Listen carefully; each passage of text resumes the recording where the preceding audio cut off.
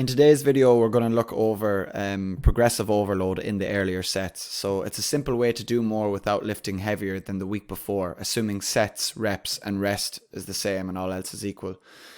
So a lot of the times now what we're seeing is people are doing a lot of building sets or top sets or things like this where maybe they've got 5 sets of 5 and their first 2 sets are the same. They do their warm-ups, their first 2 working sets of 5 are the same, and then they start to add weight. And they're doing this every week or two, or this is their form of progressive overload. And then all of a sudden they get to a point where they believe their workouts are a little bit of a failure because they're not, that top set, that 5th set isn't as heavy as it was the week before, or they're not able to get through that plateau.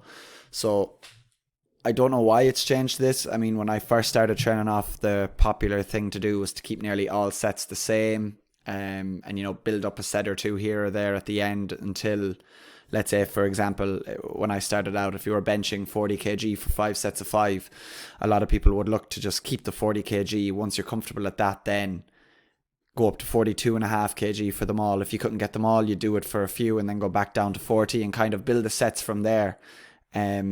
But now I suppose people are kind of jumping to more of a different method where nearly once they plateau at their 5 reps, or they start at 40 kg and then their second set they go 45, third set 50, and they go up until they hit maybe 52.5 and they can't get heavier than that for a few weeks, they nearly throw the whole 5 reps out of the equation altogether and they move to 3 reps just so they can go a bit heavier.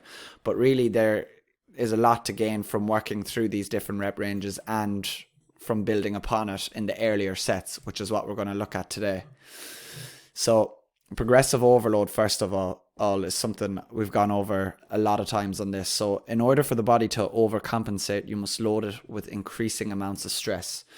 So progressive overload is the second most important principle of training after specificity.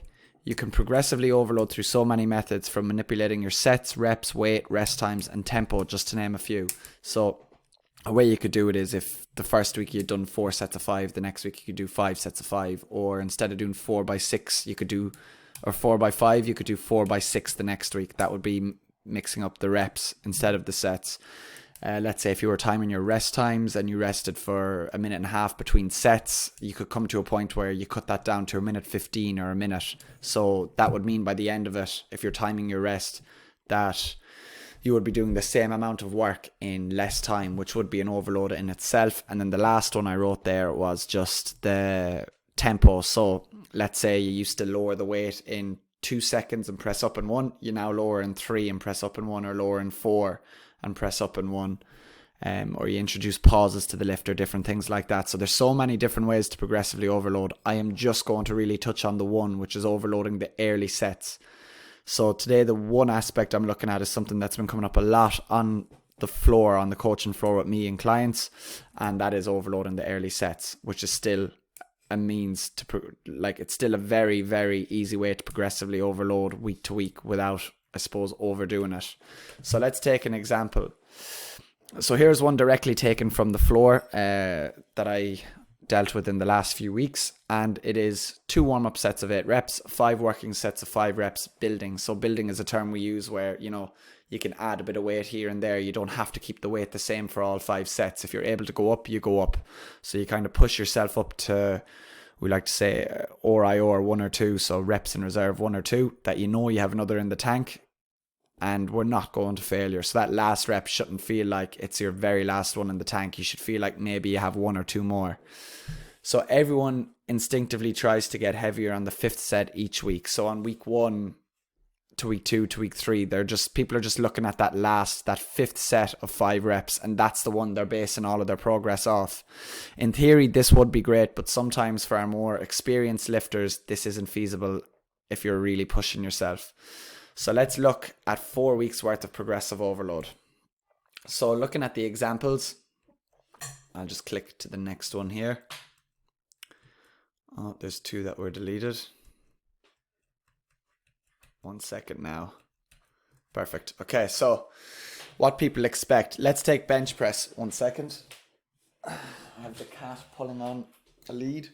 So what to expect, or what people expect, is let's take the bench press over 4 weeks. So you can see week 1, week 2, week 3, week 4. So we got 20 kg, 8 reps, 22 and a half, 8 reps, and then we go for 5 by 5, 25, 27 and a half, 27 and a half, 30, 30. That's pretty good. The next week then, they go the exact same, except instead of hitting 30, 30 in their last set, they hit 32. So just bringing the mouse over here, they hit 32. Then on week 3, it's the exact same again, except they go 30, 32 and a half, and 35. So you can see they've hit that 35 kg. Now, obviously, for the last 3 weeks, they've been able to overload that last set. It's all been going great. But you see on week 4 then, following the same structure, they go to 37 and a half and they hit 3 reps where they hit a failure on the 3rd rep. Because ideally, especially for a more experienced lifter, it's possible to add weight every week, yes, at times with a new movement, or if it's something you haven't done before, or if you're new to lifting altogether. But there comes a point where adding weight to the lift isn't going to be an easy way for you to overload anymore, by absolutely no means. So this is how I would overload, or how I would look to overload with a lot of people, especially more experienced ones, as I spoke about. So if you look at week 5 here, just lashing it out over another 4 weeks.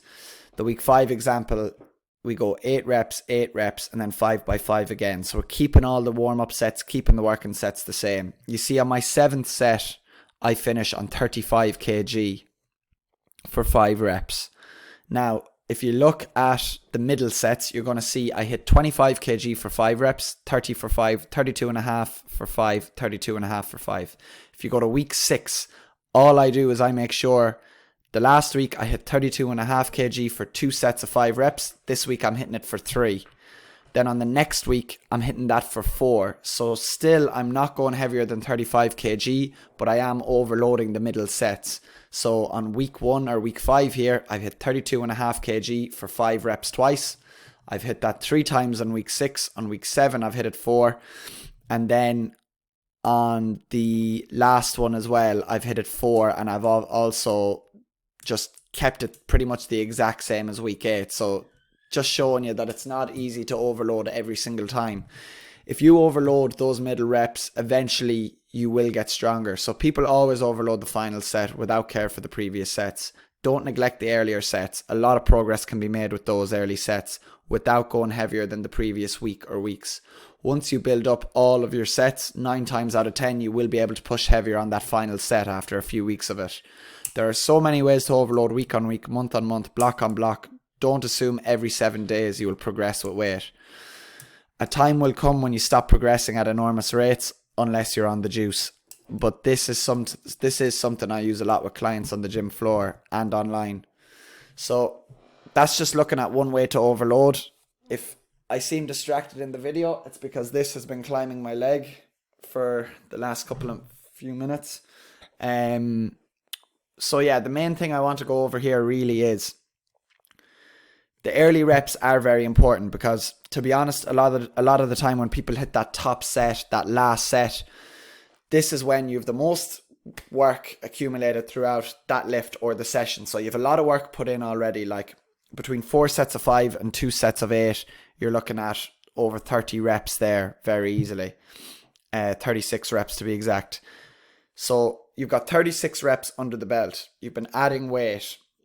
Not only have you that much work under the belt, you're probably going to be at your most fatigued state of this lift, number 1. And number 2, you're going to be probably pressing the heaviest you have done. So not only for that last set are people always looking to push the heaviest under the most fatigue, but they're really, really let down if they don't, or if they can't progress that weight, or if they can't progress through that last set. So it is really important to work on the earlier sets, progress them while you're fresh, while you have lots of energy, while you're not under that state of fatigue, while the quality of the reps is going to be a little bit better. And once you get better at those final reps or final sets will eventually add up, and you will be able to go heavier. It's just a very simple way to get through a plateau. The really kind of main thing you need there is a bit of patience. Once you have a bit of patience, you're gonna get through that plateau simple. So there will be more installments on overloading. As I said, there's so many different ways to go about it, but this is one I found quite useful, especially as we get deep into a program. It's something I use a lot in the winter. Let's say for when I get back squatting after football, for the first few weeks, I'll just work off of low weights, build a bit of a base on the squat again, make sure I'm not killing myself. Then what I'll do is I might build to a heavy 5 reps over 5 to 7 sets, find what my heavy 5 is, and I'll build to that heavy 5 every single week for a month or two. But what I'll do is, instead of trying to beat that heavy 5, I'll build the earlier sets. Oh, there goes the cat. I'll build the earlier sets up and I will focus on building them up first. And then once I'm done that 1 to 2 month block, I will look to build the reps again on the final set, or I'll cut down the weight, go for my 3 reps, see what I'm hitting on that, and then restart it again with that kind of structure where I'm building my 3 reps. So again, patience is the name of the game here.